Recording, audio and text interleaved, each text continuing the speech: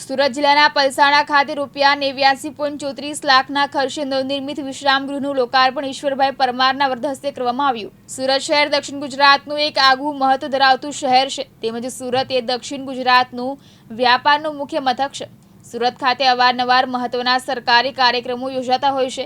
આ સંજોગોમાં પલસાણા ખાતે અદ્યતન સગવડ સાથે નવા વિશ્રામગૃહનું નિર્માણ કરવા માટે સુરત પશ્ચિમના ધારાસભ્ય અને માજી માર્ગ અને મકાન મંત્રી પુણેશભાઈ મોદીના વરદહસ્તે તારીખ 26 ફેબ્રુઆરી 2024ના રોજ ખાતમુહૂર્ત કરવામાં આવેલ, જે 2600 ચોરસ મીટર પ્લોટ એરિયામાં 480 ચોરસ મીટર બાંધકામમાં VIP room 1, general room 2, driver room 1 અને કિચન કમ ડાઇનિંગ રૂમ 1 મળી કુલ ₹89,34,000ના ખર્ચે નવનિર્મિત વિશ્રામગૃહનું લોકાર્પણ માજી કેબિનેટ મંત્રી અને હાલના ધારાસભ્ય ઈશ્વરભાઈ પરમારના વરદહસ્તે કરવામાં આવ્યું હતું। પલસાણા ખાતે એક સુંદર મજાનું વિશ્રામગૃહનું લોકાર્પણ કરવામાં આવ્યું।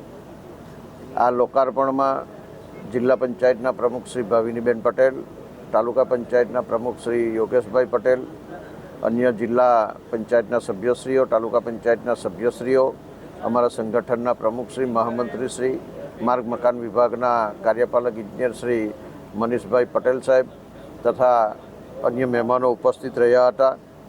આ વિશ્રામગૃહની વાત કરું તો 2600 ચોરસ મીટર એરિયામાં આ 480 ચોરસ મીટર જેટલા બાંધકામનું આ વિશ્રામગૃહ બનાવવામાં આવ્યું છે।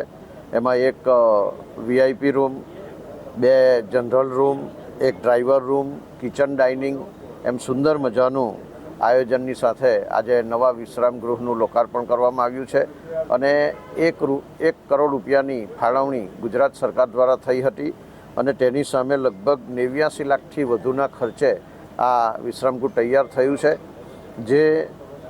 જે કોઈ અધિકારીઓ કે પદાધિકારીઓ સરકારી કામકાજ અર્થે આવશે એને વિશ્રામ માટે કે એમના રોકાણ માટે કે અન્ય કોઈ આયોજન કરવા માટે આ એક સુંદર મજાનું સ્થળ ગુજરાત સરકાર દ્વારા પલસાણા ખાતે ખુલ્લું મૂકવામાં આવ્યું છે અને જેને આ પ્રજાજનોએ પણ ખૂબ આનંદ અને ગૌરવની સાથે આ ક્ષણને વધાવી લીધી છે।